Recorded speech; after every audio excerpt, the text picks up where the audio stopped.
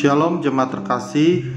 Kembali kita merenungkan firman Tuhan yang diambil dari Yeremia pasal 33 ayat yang ketiga. Firman Tuhan berkata, "Berserulah kepadaku, maka aku akan menjawab engkau, dan akan memberitahukan kepadamu hal-hal yang besar dan yang tidak terpahami, yakni hal-hal yang tidak kau ketahui." Saya percaya sebagai umat yang hidup dalam perjanjian berkat Tuhan, salah satu hal yang harus kita praktekkan yaitu meminta kepada Tuhan, berseru kepada Tuhan, karena kita percaya bahwa Dia adalah Bapa yang sanggup untuk menolong kita. Apapun keadaan kita, apapun kegagalan kita, apapun kejatuhan kita, Tuhan tidak tinggal diam. Tuhan mau memulihkan hidup kita, asal kita berbalik kepada Dia, asal hati kita terarah kepada Dia. Dan di tengah-tengah kesesakan yang kita alami dalam kehidupan kita, mari kita berseru kepada Dia.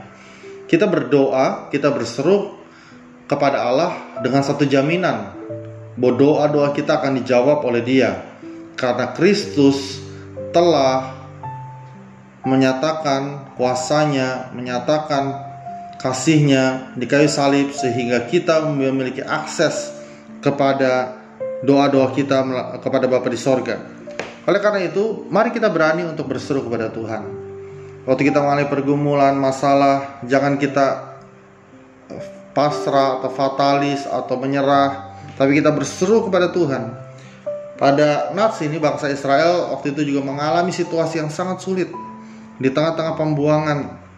Tetapi Tuhan berkata, "Berserulah kepadaku, maka aku akan menjawab engkau." Doa-doa kita bukan doa-doa yang kosong, karena kita berdoa kepada Allah yang hidup. Permintaan kita bukan permintaan yang kosong, karena kita meminta kepada Allah yang hidup, yang telah berjanji untuk memberkati dan memulihkan kehidupan kita. Dikatakan bahwa aku akan menjawab engkau dan akan memberitahukan kepadamu hal-hal yang besar dan yang tidak terpahami, yakni hal-hal yang tidak kau ketahui. Tuhan akan menyingkapkan kepada kita hal-hal yang tidak pernah kita pahami sebelumnya, hal-hal yang jauh lebih besar daripada apa yang kita pikirkan. Tuhan selalu bekerja jauh lebih besar daripada pengalaman kita yang sebelumnya. Dia mau membawa kita dalam pengalaman yang luar biasa. Setelah krisis, setelah pergumulan berat, Dia mau memulihkan keadaan kita, sehingga hidup kita boleh sungguh-sungguh mengalami expand, boleh sungguh-sungguh mengalami perluasan, boleh mengalami berkat yang berkelimpahan. Mari kita berseru kepada Tuhan, berseru dengan hati yang percaya, berseru dengan hati yang yakin, berseru dengan pengenalan akan Allah yang benar, bahwa Dia Allah yang rindu memulihkan kita. Dia tidak mau kita terus di dalam penderitaan dan pergumulan, tapi Dia mau memulihkan hidup kita. Dia mau memberkati hidup kita. Betul ada masalah, betul ada pergumulan, betul ada situasi yang sulit, tetapi Tuhan mau memulihkan kita. Ayat yang ke-6 dikatakan, "Sesungguhnya aku akan mendatangkan kepada mereka kesehatan dan kesembuhan, dan aku akan menyembuhkan mereka, dan akan menyingkapkan kepada mereka kesejahteraan dan keamanan yang berlimpah-limpah. Aku akan memulihkan keadaan Yehuda dan Israel, dan akan membangun mereka seperti dahulu."